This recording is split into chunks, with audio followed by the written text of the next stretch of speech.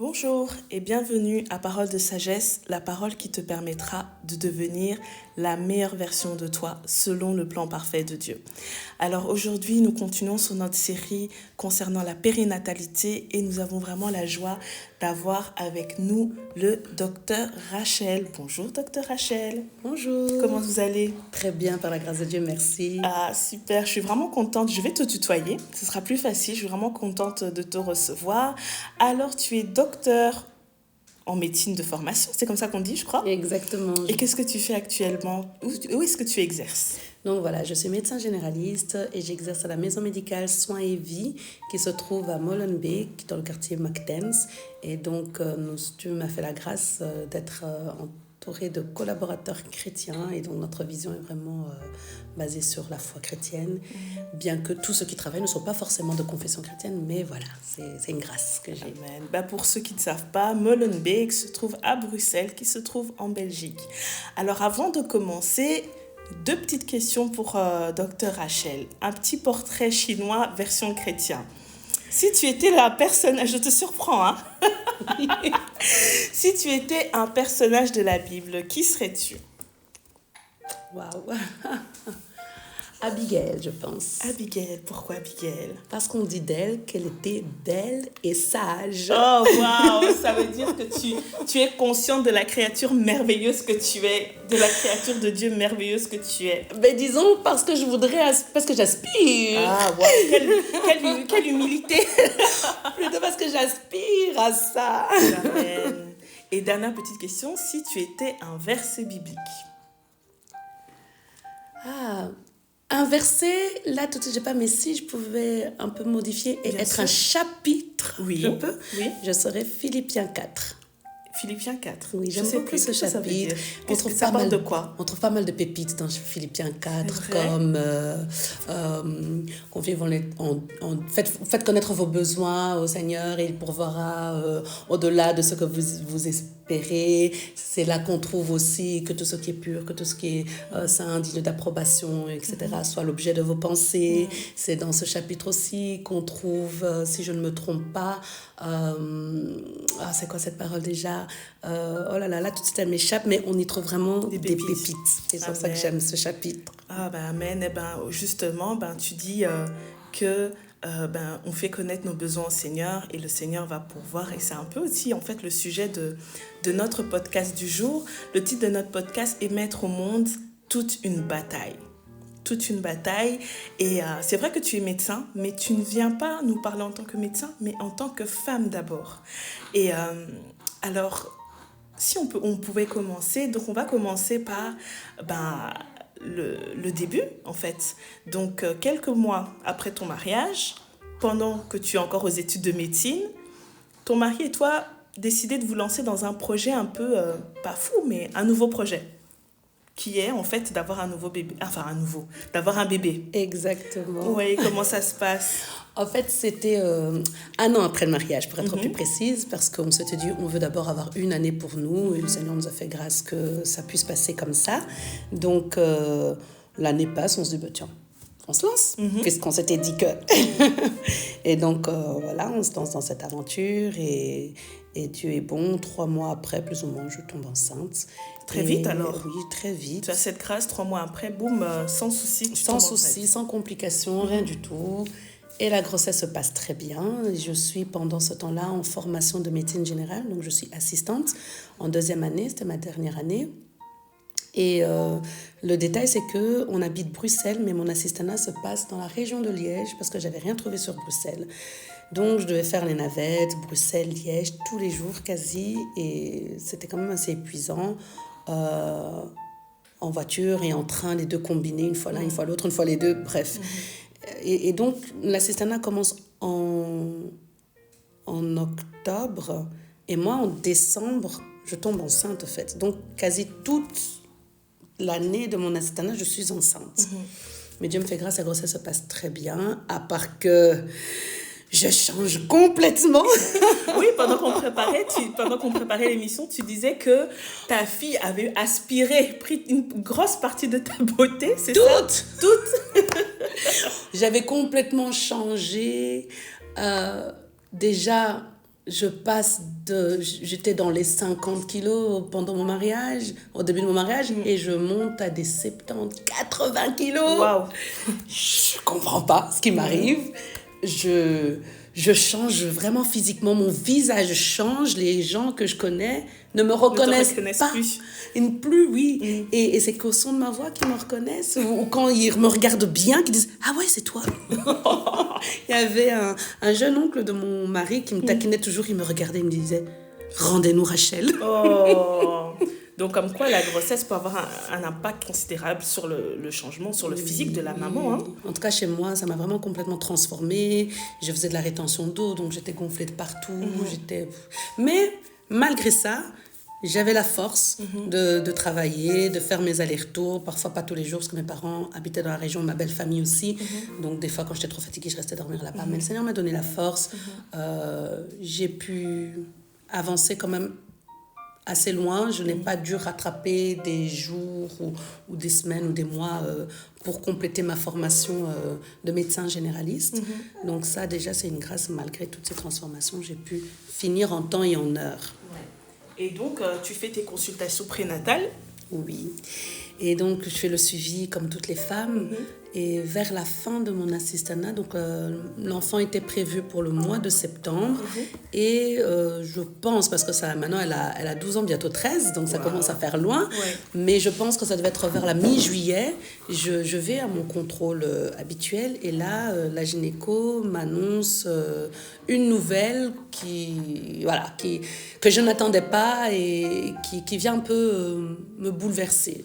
Donc, en fait, elle m'explique que selon les mesures qu'elle fait de l'enfant, elle est trop petite, parce que c'est une fille, elle est trop petite et elle ne correspond, donc la taille qu'elle a au moment où elle mesure ne correspond pas à la taille qu'elle devrait avoir pour l'âge de la grossesse. Donc, il y a un retard de croissance. Il y a un retard de croissance. À ce moment-là, elle ne me parle pas encore de retard de croissance. Elle me dit, une sonnette d'alarme s'allume, s'active dans son cerveau. Et donc, elle décide, elle voulait m'arrêter à ce moment-là déjà. Mais je lui dis que j'étais en train de finir mon assistanat, que dans quelques semaines, j'allais lever le pied pour finir ma grossesse. Et donc, elle me dit, d'accord, tu termines et puis tu te reposes, repos strict. Et on va suivre avec le monitoring et voir comment ça se passe. Est-ce que le fait de s'arrêter, de se reposer, ça va peut-être permettre à l'enfant de reprendre du poids et de grandir correctement. Et donc, c'est ce qui se passe. Je termine mon assistanat. Le repos strict, il est entre guillemets, parce qu'entre-temps, on doit déménager. Wow. Donc, tu accumules, en fait. Enfin, tu accumules plusieurs gros changements quand même en une fois. Oui. Tout est venu en même temps. Donc, il y avait déjà, même si ça faisait 1 an et un peu plus, avec la grossesse que j'étais mariée, déjà le mariage, c'était un gros changement. Ensuite, la grossesse, ma formation qui arrive à son terme, où je dois aussi préparer un travail de fin d'études pour défendre mon titre de médecin généraliste. Et puis le déménagement. Et donc, dans tout ça qu'il faut gérer, on nous dit toujours qu'une femme peut être multitask, à vérifier. Et donc, dans tout ça, il y a cette nouvelle qui tombe que je dois être monitorée plus régulièrement parce qu'il y a un retard de croissance intra-utérin. Et donc, comment tu vis la chose psychologiquement? Qu'est-ce que tu te dis quand on t'annonce qu'il y aura peut-être un retard de croissance? Qu'est-ce qui te vient directement à l'esprit et comment est-ce que... Parce qu'il y a ton mari, on oublie souvent les époux, mais on le vit aussi à deux. Tout à fait. En fait, on ne comprend pas trop ce que ça veut dire. C'est vrai, on peut se dire, oui, mais t'es médecin. Mais sur le coup, quand je vais voir ma gynéco, qui est mon médecin, là, je suis patiente. Et donc, je me dis à ce moment-là, ça va aller. Puisqu'elle m'a dit que si je me repose, si je m'arrête, le bébé va grossir. Donc, dans mon esprit, à ce niveau-là, il n'y a pas de problème. C'est un petit nuage gris qui passe dans mon ciel bleu. Mais ça va aller. Ça va aller. Donc, je suis sereine.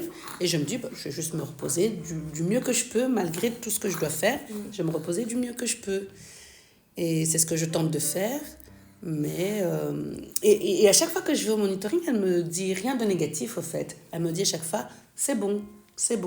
Donc moi, je suis rassurée. Et Et donc, nous, on déménage... on pose le carton, comme je le dis, notre dernier carton dans notre nouvelle habitation le 31 août. Et elle naît le 3 septembre. Wow. Donc, on arrive au fameux 3 septembre. C'était un rendez-vous pour le monitoring. Oui.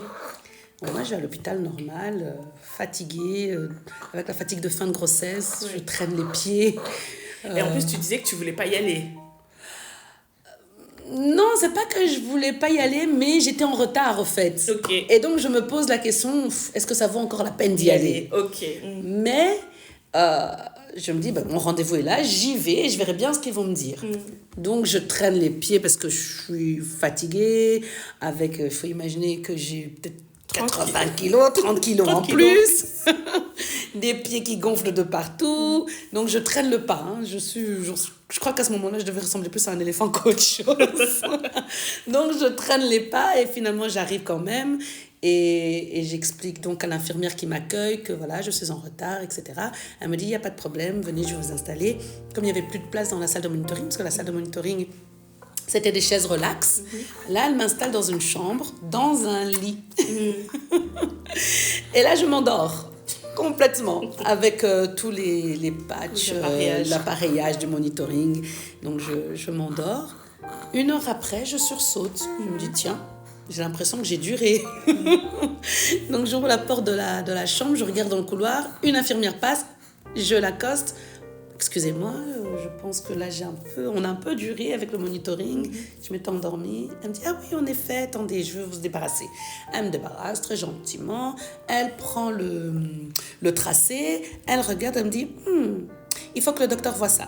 Je dis, ah bon? Elle me dit, descendez en consultation, parce que là, elle consulte, et apportez-le lui. Il faut savoir qu'il est plus ou moins midi. Donc, c'est l'heure de la pause, en général. Donc, moi, je descends. C'était au -1 de l'hôpital, je pense, la consultation. Si j'ai une bonne mémoire, je descends. J'arrive en consultation. Le volet du secrétariat est déjà baissé, mais il reste une petite ouverture vers le bas. Alors... Vous savez, c'est un peu comme dans les dessins animés, vous avez le petit ange et le petit démon. Je glisse, je toque, voilà. Pas, je glisse ou je glisse pas. Elle m'a dit, il faut que le médecin voit ça. Ouais. Et moi, donc il y a une voix qui me dit, mais glisse-le là en dessous, après elle le verra bien. Et puis une autre voix qui me dit, mais non, attends, il s'agit quand même de ton bébé. Et là, entre ces deux voix, je me dis, oh là là, qu'est-ce que je fais? Puis je dis, bon allez, je vais attendre. Et j'attends, et elle sort de sa dernière consultation de la matinée, et elle me voit dans le couloir. Elle me dit, ah tiens, vous êtes là? Je dis, voilà, oui, je vous apporte le tracé. Elle regarde, elle me dit, vous ne rentrez pas chez vous, hein? Vous restez. Je dis, comment ça, je reste? Comme ça, sec. Oui. Elle me dit, oui, vous restez.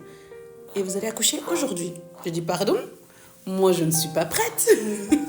J'ai rien, je ne suis pas venue pour accoucher, je suis venue pour un monitoring.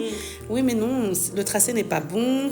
Il y a des décélérations du rythme cardiaque après les contractions, donc ça, c'est pas bon signe. En tout cas, sachez que si vous rentrez, vous perdez votre bébé. Elle me dit ça comme ça. Elle te dit directement, sans même prendre de pincettes, comme ça. Mais je pense que, sachant que j'étais aussi dans le domaine médical, elle s'était dit, avec elle, je peux y aller, quoi. Oui, ça sert à Parce rien. que c'est vrai qu'elle n'a jamais vraiment mâché les mots avec moi. Et moi aussi, bon, je sais pas si j'avais une distance naturelle qui se mettait dans mon esprit ou quoi. Je ne prenais pas les choses de manière... Je n'étais pas choquée, au fait, quand elle me parlait comme ça. Et je dis... Ok, d'accord. Là, j'étais quand même secouée parce que je n'étais pas du tout préparée à accoucher ce jour-là parce qu'elle était prévue le 15 septembre. Et là, je me dis, qu'est-ce que je fais? J'appelle directement mon pasteur de l'église où je priais à ce moment-là. Je l'appelle, je lui dis, voilà, papa, voilà ce qui se passe. On me dit que je dois rester, que je dois accoucher. Il me dit, ok, calme-toi, je vais prier pour toi. Il prie pour moi au téléphone, je crois. Et puis, il me dit, calme-toi, on va prier, et tout. Après, j'appelle ma maman. Je dis, maman, voilà, on me dit que je vais accoucher. Le stress commence à monter. On me dit que je vais accoucher, mais moi, je ne suis pas prête, je ne sais pas. Et en plus, on ne sait pas si ce sera une césarienne ou pas. Et elle me dit, ok, calme-toi, j'arrive. Et là, je me dis, mais tu arrives, tu es où? Parce qu'il faut savoir que ma grand-mère habite dans la région de Liège. Elle me dit, j'arrive comme si elle allait arriver dans la minute. Et là, je lui dis, mais tu es où, en fait? Elle me dit, non, j'arrive. Et puis, je dis, ok, ça va. Entre-temps, je me dis, qui j'appelle encore? Il y avait une amie qui m'avait appelée juste avant et j'avais pas pu répondre sur le téléphone. Je la rappelle, je dis, Madeleine, si tu reçois mon message, tu non, elle, je l'ai. Je dis, oui, voilà, je dois accoucher. Prie pour moi. Et puis, en fait, je balance la patate chaude à tout le monde. Une autre. Lydia, prie pour moi, je dois accoucher. Et puis, là, je suis restée calme. Et en fait, ce qui se passe... Quand est-ce que tu as appelé ton mari? Ah oui, je le sais. Ah oui. C'est bien que tu me rappelles à l'ordre. Bien sûr que je l'ai appelé. Je crois que je l'ai appelé je crois peut-être en deuxième position. Peut-être que j'ai d'abord appelé le pasteur pour la prière. Heureusement, pour la prière. L'autorité spirituelle d'abord. Et puis j'appelle mon mari, ou peut-être le sang, ou dans le... Je ne saurais plus exactement Mais dire. tu l'as appelé. Mais je l'ai appelé très vite pour lui dire... Je vais accoucher maintenant, viens vite, prends ce que tu veux. Parce que j'ai même pas fait de layette pour dire la vérité. Parce que j'étais tellement dans parce que je préparais mon TFA, j'avais les navettes, je me disais, quand je vais m'arrêter, là je vais pouvoir enfin me mettre un peu dans cette grossesse. Parce que, bon, en étant en formation de médecine, on n'a pas ce luxe-là comme certaines femmes qui sont écartées et qui ont le temps de penser à leur grossesse. Et même en tant que médecin, parce que j'ai aussi eu des grossesses en tant que médecin, on n'a pas ce privilège-là et on continue le rythme. Et donc, moi, je me disais, j'aurais le temps de me poser un peu, de penser à ma grossesse. Mais je ne l'ai pas eu, ce temps. Et donc, je lui dis, écoute, viens vite, dépêche-toi. Et puis, quand je comprends que ça va prendre un peu de temps, le temps qu'on m'installe, qu'on me monitore, etc., je le rappelle pour lui dire, parce qu'il était en panique quand je transmets ce message. Oui. Et je lui dis, bon, écoute, calme-toi. Je vois qu'on a un peu de temps. Mais voilà, apparemment, ça va être aujourd'hui. Donc, viens, prends-moi ceci, prends-moi cela, et viens. Et donc, voilà, tout le monde alerté. Ma maman débarque à un moment donné avec ma soeur. Et ma soeur me dit, tu sais, Rachel, j'avais rêvé que tu allais accoucher aujourd'hui. Je dis, mais ça, comment ça? Elle me dit, oui, dans mon rêve, on me dit que tu vas accoucher un jour avant l'anniversaire d'Elia. Elia, c'est sa fille qui est née le 4 septembre. Ouais. Et je lui dis, mais pourquoi tu ne me l'as pas dit? Non, mais je ne pensais pas que c'était vraiment vrai, sérieux. Je dis, oui, mais ça m'aurait permis de me préparer, tu vois. Ouais. Et donc, bref, ça passe. C'était un petit peu la petite parenthèse, comme quoi le Seigneur parle d'une manière ou d'une autre. D'une manière ou d'une autre, et on ne prête pas attention. Donc, j'aurais pu me préparer, mais bon, c'est pas grave. C'est passé, et donc on fait le monitoring. À un moment donné, on me dit, Madame, mettez-vous sur le côté gauche. Il faut savoir que quand on est enceinte, surtout en fin de grossesse, et que l'utérus est vraiment bien grand, quand on se couche sur le côté droit, on compresse la veine cave, et donc on diminue le retour veineux du sang vers le cœur. Ça peut faire des malaises. Et souvent, on dit aux femmes enceintes de se coucher plutôt sur le côté gauche. Et donc moi, elle me dit, Madame, mettez-vous sur le côté gauche. Mais à ce moment-là, catastrophe. La petite dans mon ventre, ça ne va plus. Le monitoring s'abîme, j'ai envie de dire. Mauvais monito, ouais. Et oui, devient mauvais, voilà, merci. Et là, on me dit tout de suite, non, changez de position.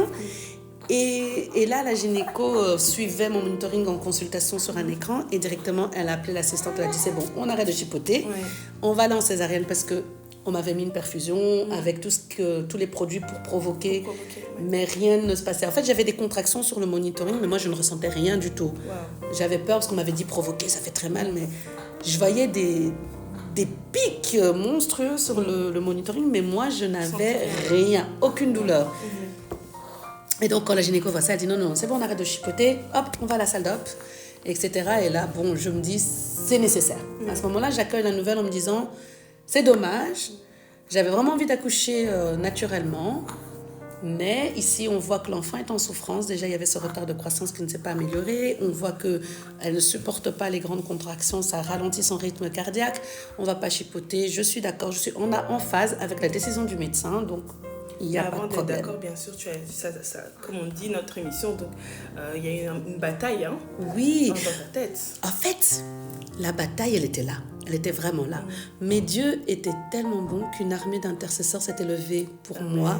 Et moi, j'étais juste portée au fait. Moi, j'étais dans une paix incroyable. Au moment où j'apprends la nouvelle que je vais accoucher ce jour-là, que je suis en panique totale, je transmets ma panique à tout le monde. Mais quand les personnes accueillent cette nouvelle, ils se mettent directement en position de bataille, au fait, spirituelle. Une bataille spirituelle. Exactement. C'est ce qu'on oublie souvent, c'est que l'accouchement, c'est d'abord, et c'est aussi ça le titre de mon témoignage à moi, c'est que la fertilité, l'accouchement, la grossesse, c'est une bataille, c'est un combat spirituel d'abord. Et même l'une des premières intervenantes, la servante de Dieu Mélissa, disait que en fait la fertilité, il y a des enjeux spirituels dans ça. Exactement. Et on bénit Dieu parce que tu as eu en fait des gens qui t'ont porté d'abord spirituellement pour avoir un impact dans le monde physique. En tout cas, je bénis et que le Seigneur se souvienne de toutes ces personnes, il les connaît parce qu'elles m'ont vraiment porté. En fait, la nouvelle, donc quand j'ai transmise à mon amie Madeleine, si elle entend ça, elle se souviendra certainement. Elle aussi, elle a appelé. Oui. Et ça fait un effet boule de neige. C'est arrivé à l'intercession, au groupe d'intercession de l'église. Wow. Et je l'ai appris plus tard, mais une armée d'intercesseurs s'était levée, quoi. Et pour ça, je bénis vraiment Dieu. Et il est bon. Et je me suis réellement sentie portée. Donc moi, je suis en paix quand tout cela se passe. Quand on me dit que ça va être une césarienne, je suis en paix. Oui. La panique, elle était vraiment avant. Et j'étais portée par toutes ces personnes qui priaient pour moi. Et je l'ai vraiment ressenti. J'étais vraiment dans une paix inexplicable. Donc là, tu accouches. Et donc là, on va en salle. On me fait l'arachie, anesthésie. Ça se passe bien. Mais je sens quand même des petites douleurs. Et donc l'anesthésiste décide de m'injecter. Lui aussi, il a des choses à dire. Oui, parce que vu qu'on parle maternité, périnatalité, moi, mon témoignage est entre mes bras. Exactement. On parle. Oui.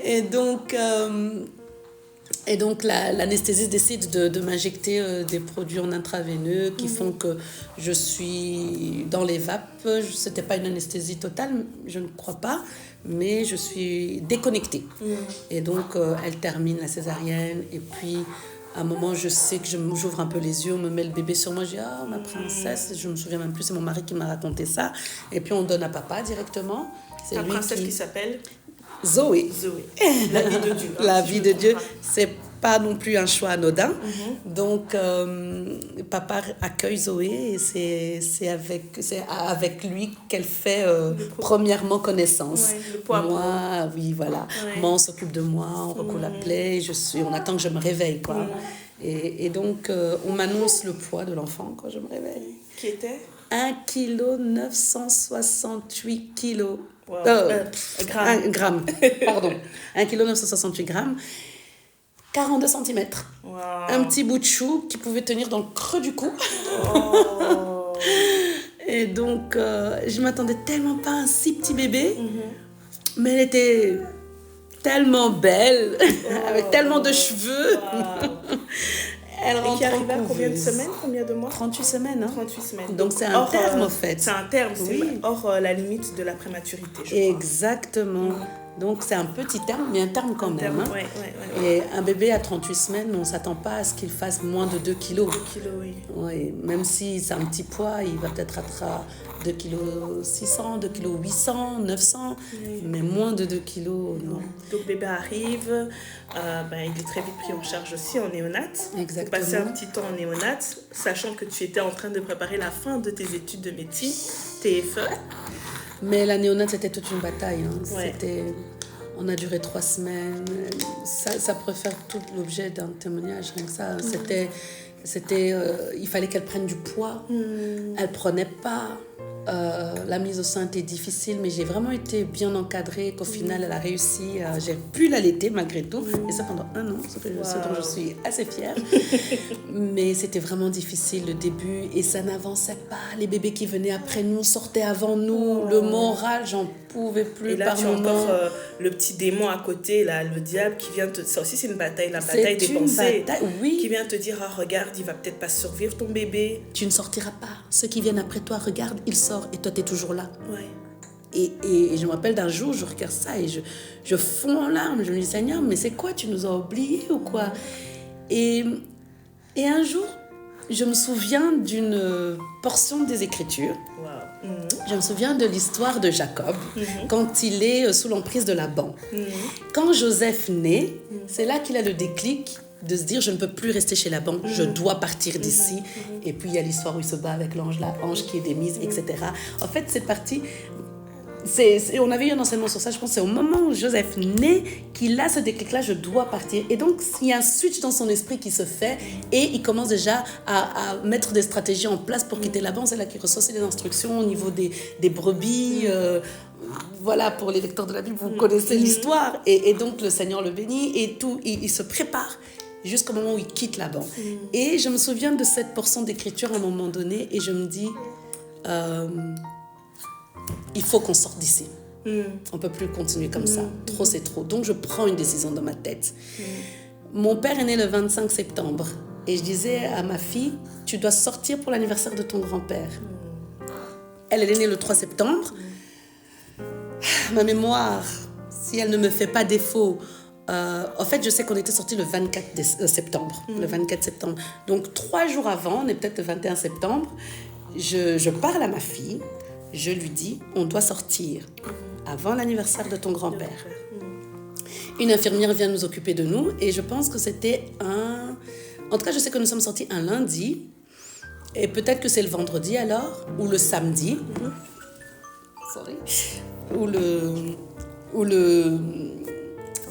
Ça devait être le vendredi ou le samedi, donc je dis à ma fille, on doit sortir.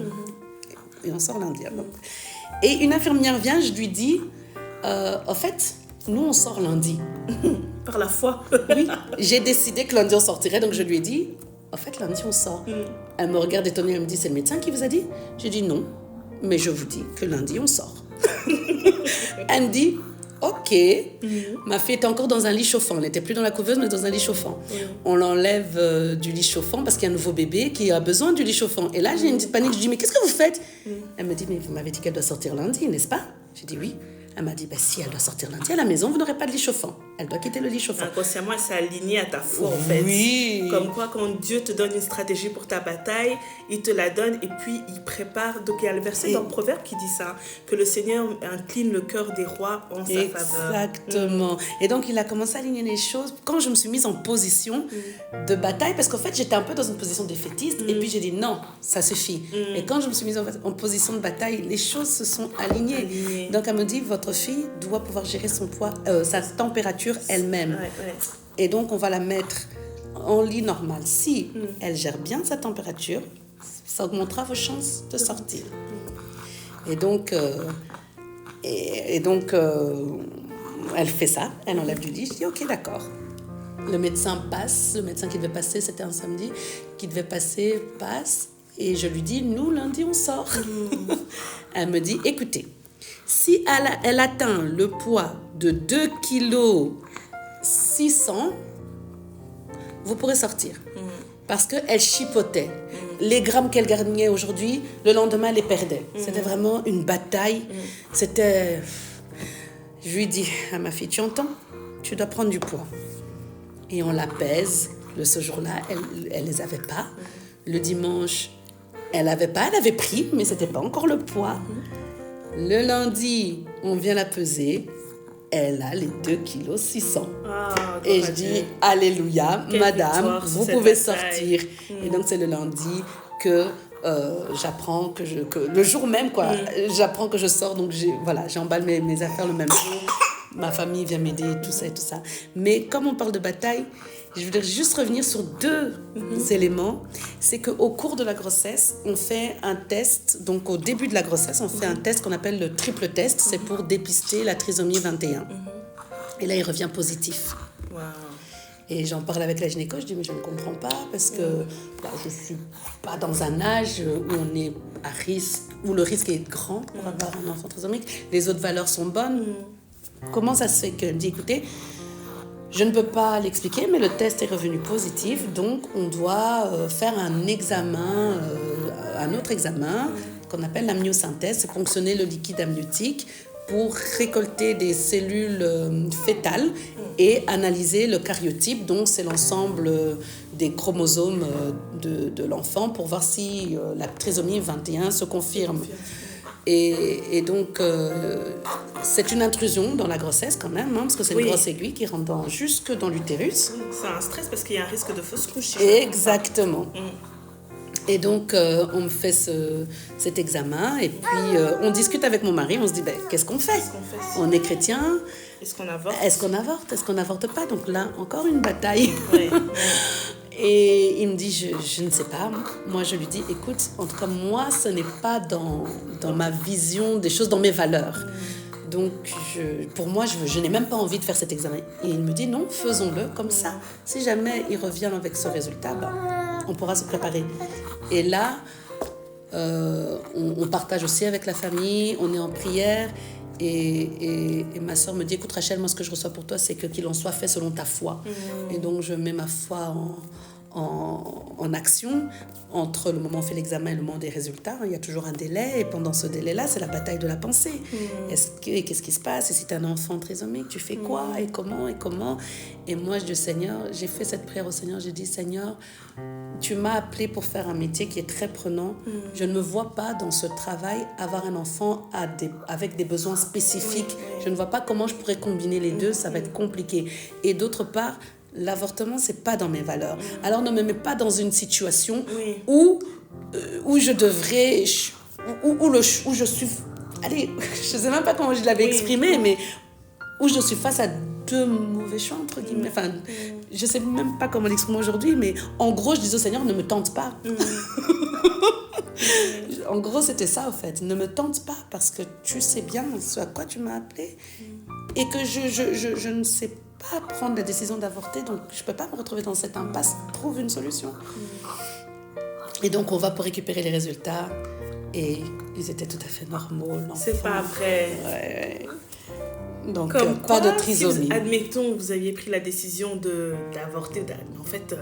Oui, mais de toute façon, on n'aurait pas pu prendre cette décision avant le cariotype, mais si dans notre esprit, déjà, on s'était dit, ouais, c'est bon, on enlève. Mais rappelons quand même à une femme qui nous écoute, c'est que chaque femme a son vécu. Tout le monde n'aura pas cette même grâce que toi. Exactement. Et il faut toujours aller se confier en l'Éternel. Et en fonction de notre histoire avec Dieu, notre histoire à nous, notre propre vécu, Dieu sait comment il va gérer les choses. Dieu sait de quoi on est capable. Tout à fait. Je pense qu'il ne donne pas d'épreuve au-delà de nos forces. D'ailleurs, la Bible le dit, que si il donne une épreuve, c'est que tu as aussi la capacité de l'affronter. Et s'il avait décidé qu'il en soit autrement, il m'aurait certainement donné aussi la force de vivre avec un enfant qui a des besoins spécifiques. Mais ce que moi je retiens là, c'est que voilà, j'ai mis ma foi en action et c'était au fait l'épreuve de la foi, quoi. Donc voilà. Et le deuxième épisode, c'est qu'en effet, tu avais dit, oui, je suis en dernière année, TFE, mais mon bébé, c'était pas prévu qu'elle soit en néonate, mais elle est restée 3 semaines au final. J'ai dû sortir de l'hôpital, pour aller défendre mon TFE. Et j'avais écrit au professeur qui voulait au fait que je passe avec les personnes qui ont été diplômées 1 an après moi, ce que j'ai refusé. Donc, en chambre d'hôpital, j'étais en train de préparer mes slides pour la présentation. Wow. Et puis, Dieu a fait grâce aussi, j'ai réussi mon TFE. Alors, du coup, on peut dire que oui, les femmes sont multitâches. Les femmes, et vraiment bravo, parce que... Waouh, oui, tu respires, oui, parce que c'est... donc, c'est pas pour rien que tu dis une bataille, parce qu'il y a eu cette bataille, déjà, les études, c'est pas évident. Les terminer aussi bien comme tu l'as fait, c'est pas facile. Avec un bébé malade à côté, tu te poses des questions pour bébé. Et n'oublions pas que même si tu avais accouché, tu es en postpartum. Oui. Il y a les hormones, il y a tout ça qui joue. Oui. Et puis, encore une autre bataille à laquelle tu as été confrontée, c'est un sujet dont on parle aussi très peu, c'est la dépression postpartum aussi. Oui. Que tu as vécu avec ton deuxième. Avec mon deuxième. Avec ton deuxième. Il y a toute une histoire aussi par rapport à ton deuxième bébé. Mais comment est-ce que tu as fait, en fait, pour sortir la tête de l'eau, en fait, durant cette dépression postpartum? Et surtout, quels ont été, d'après toi, en fait, les facteurs déclenchants? Oui, donc la deuxième grossesse, celle de mon fils Timothée, en fait, j'étais dans une période où je ne sais pas si j'attire les choses, mais j'avais encore beaucoup de choses en même temps. Au niveau du travail, ça n'allait pas parce que là, voilà, j'avais été diplômée. Avec ma fille Zoé, j'ai fini ma formation de médecine générale. Donc, je rentre dans le monde du travail. Ce n'était pas simple non plus. Et là où je travaille, ça ne se passe pas bien avec la responsable. Je ne me sens plus à ma place. Donc, je cherche aussi une voie de sortie. Entre-temps, dans l'église où je priais aussi, à ce moment-là, ça ne se passe pas bien non plus. Je ne me retrouve plus, je ne suis plus à ma place et je ne suis pas bien. Je ne suis pas bien. Entre-temps, je me sens triste à ce moment-là. Alors que j'ai désiré cette grossesse. Quand on m'a annoncé que c'était un garçon, j'étais hyper heureuse parce que je voulais un garçon. Je me suis dit, j'ai eu une fille. Parce que pour la petite histoire, moi, je me disais toujours, mon premier enfant, je voudrais que ce soit un garçon. Mais le Seigneur m'avait dit, non, ça sera une fille. Il me l'avait vraiment fait savoir de manière... audible, claire. Oui, claire. Et mon mari lui me disait, non, moi, je veux une fille. Donc, il a exaucé lui, on va dire. Et maintenant, en premier. Et donc, maintenant, je disais, bon, maintenant, c'est mon tour. Maintenant, c'est mon tour. Mon garçon. Et donc, on m'annonce que j'ai un garçon. Je suis contente. Mais en même temps, je suis triste. Et je me souviens de mes moments de prière où je dis au Seigneur, je me vois encore dans mon salon à genoux en train de pleurer. Mais ce qui est bien, c'est que je pleurais devant la face de Dieu. Oui. Je pleurais, je disais, mais Seigneur, pourquoi je suis triste? Je voulais un garçon, je l'ai eu. Pourquoi je suis triste? Je ne comprenais pas. Je pense que les facteurs déclenchants, ça devait être tout ce qui se passait autour de moi. Je crois. Il y a une surcharge mentale. Une surcharge mentale, je pense. Et c'est ce qui arrive aussi beaucoup aux femmes. Et parfois, on tire en fait sur la corde, on ne se rend pas compte. Hein. On dit, je vais me reposer après. Mais en fait, mentalement, c'est lourd. Et on accumule de la fatigue, on accumule des tâches à la maison, on ne veut pas lever le pied. Oui, c'est vrai. Et c'est vrai que, en parlant de la charge mentale, ma responsable de l'époque, je n'arrivais plus à la supporter.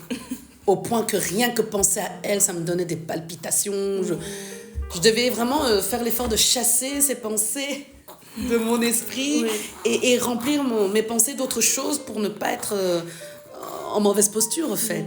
Et si j'allais au travail, que je la croisais, j'étais...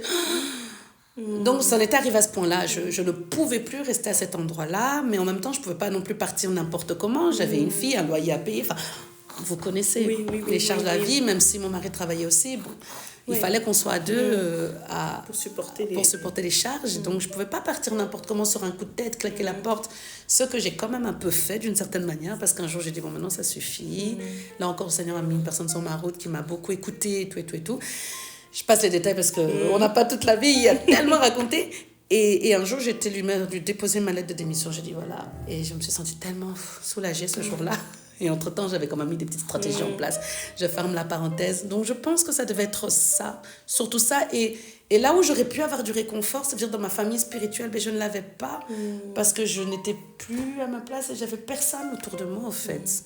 Et c'est vrai que souvent, on dit, oui, on pense souvent, et c'est vrai que parfois, on ne doit pas oublier que nous aussi, on peut être un réconfort. Il faut pas... C'est comme quand tu disais au début, tu as été portée. Et en fait...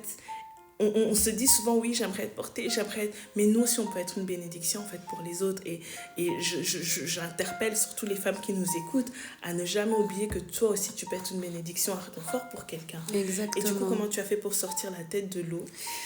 Donc, mon bébé est né, et là, c'était le tsunami émotionnel. Je n'ai rien compris parce que je n'avais vraiment pas vécu ça avec ma première. Surtout que lui, comme il est né avec 2,6 kg, c'était la limite pour pas aller en néonat, etc. Donc j'étais moins entourée.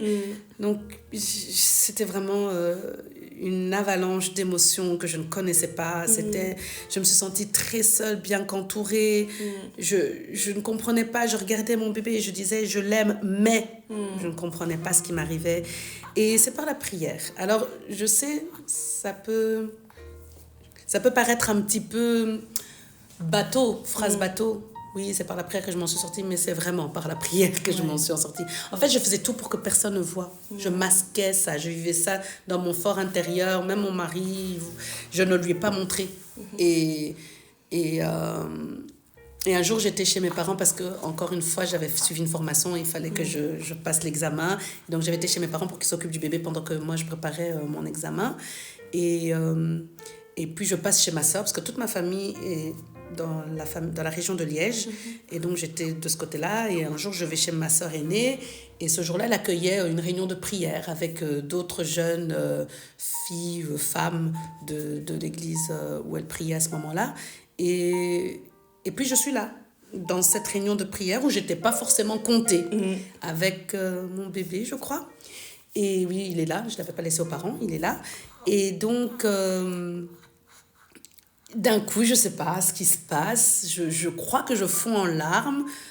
Et alors on se demande, mais qu'est-ce qui se passe? Qu'est-ce qui t'arrive? Et puis je crois que je déverse mon cœur, que j'explique ce qui m'arrive, etc. Et là, elles m'entourent toutes. C'était que des filles. Elles m'entourent de leurs bras et puis elles me serrent vraiment. Et en même temps qu'elles m'entourent, elles prient pour moi. Elles prient pour moi. Et elles prient pour moi et elles me réconfortent en fait par leurs prières, encore une fois, je suis portée. Ouais. Et vraiment, je reçois leurs prières. En fait, les prières arrivent au bon moment, quoi. Et quand on dit Amen, ma soeur me dit, voilà, écoute, maintenant, il faut que tu te réconcilies avec ton bébé. Tu vas le prendre dans tes bras, tu vas lui parler, tu vas lui dire je t'aime. Et il n'arrivait pas à prendre le sein, ça se passait pas bien. J'ai pas pu. Peut-être. Certainement, petit poids déjà. Les petits poids, c'est plus difficile pour eux. Et puis certainement, moi qui n'étais pas bien. Hein, et puis ce mais que je mettais dans ma phrase, je l'aime, mais. Donc, j'étais pas bien. Et voilà. Et puis, donc, elle me dit, écoute, essaie de le remettre au sein, demande-lui pardon et parle-lui. C'est ce que je fais. Et de là, je prends aussi la décision de ne plus être dans cet état. De ne plus être dans cet état. Et donc, jour après jour, je priais, je m'entourais de... Donc, jour après jour, je priais, je disais, Seigneur, je ne veux plus retomber dans cet état.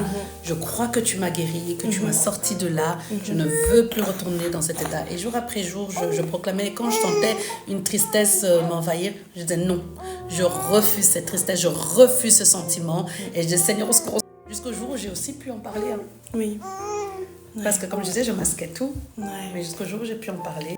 Merci beaucoup à toi Rachel, sois bénie, que le Seigneur bénisse aussi chaque auditrice et n'oubliez jamais que vous n'êtes pas seul, que Dieu vous bénisse.